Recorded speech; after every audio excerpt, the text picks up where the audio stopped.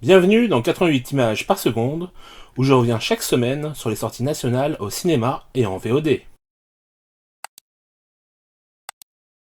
17 Blocks, un documentaire rempli d'émotions. Je trouve dommage qu'on n'ait pas plus d'images sur la première période du film, lorsque Emmanuel n'est pas encore adolescent. En dehors de ça, c'est un bon film qui nous montre la réalité d'une famille afro-américaine qui galère. 7 sur 10. Un printemps à Hong Kong. Une romance assez touchante, même si ça ne se passe pas forcément si bien que ça. La notion de sacrifice envers sa famille étant forte en Chine. Un film qui montre bien encore une fois les difficultés à être homosexuel et que la société a encore bien des efforts à faire. En tout cas, les deux acteurs principaux sont vraiment bons, donc 6 sur 10. 200 mètres. Un film sur l'absurdité du mur israélo-palestinien et sur l'amour d'une famille. Forcément, ça ne montre qu'un point de vue, bien précis, mais c'est très efficace et parlant. Un film touchant, révoltant par moments, mais toujours juste. 7 sur 10. Nomadland. Un road movie très émouvant entre désir de vivre différemment, anticonformisme et la nécessité de travailler pour subvenir à ses besoins. C'est passionnant, à la limite du documentaire par certains points. La majorité des personnes présentes dans le film jouant leur propre rôle. Un film qui prône aussi bien le désir de solitude que la vie en communauté. C'est passionnant et à ne pas rater. 8 sur 10. Vaurien. Un film loin d'être passionnant sur un violeur qui vit à la rue.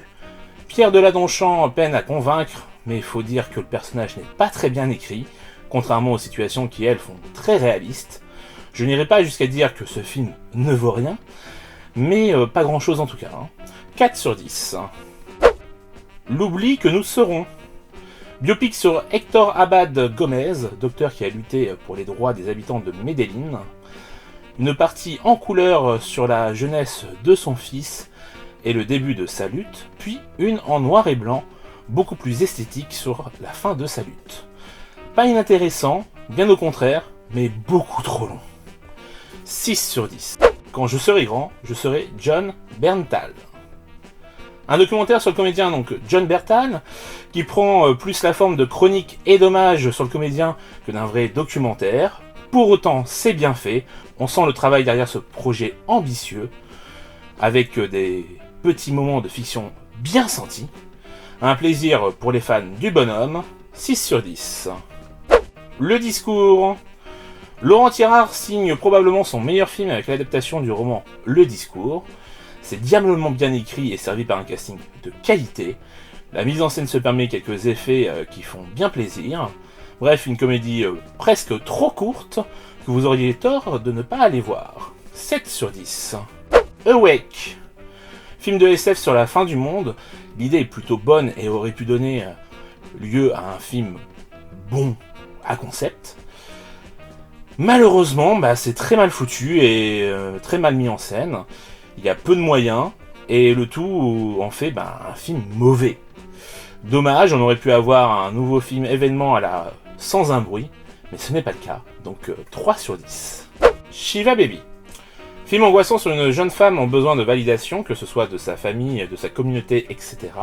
Ce qui engendre un sentiment d'insécurité, qui se verra renforcé par les différentes dynamiques de pouvoir en lien avec sa sexualité. À cela s'ajoute la pression des études. Tous ces aspects vont lui tomber dessus d'un coup, et elle va vivre un moment difficile, renforcé par la mise en scène et la musique.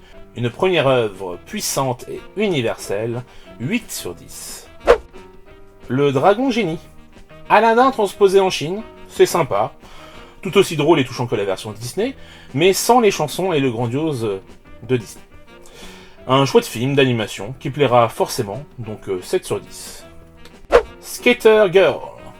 Un film sur l'émancipation d'une jeune fille indienne à travers sa passion, le skateboard. L'histoire est assez simple et les personnages des archétypes, pour autant on se prend d'affection pour ce personnage et ça fonctionne. Un feel-good movie fort sympathique, 6 sur 10. Le film de la semaine, il s'agit donc de Shiva Baby, un premier film très original dans la communauté juive américaine.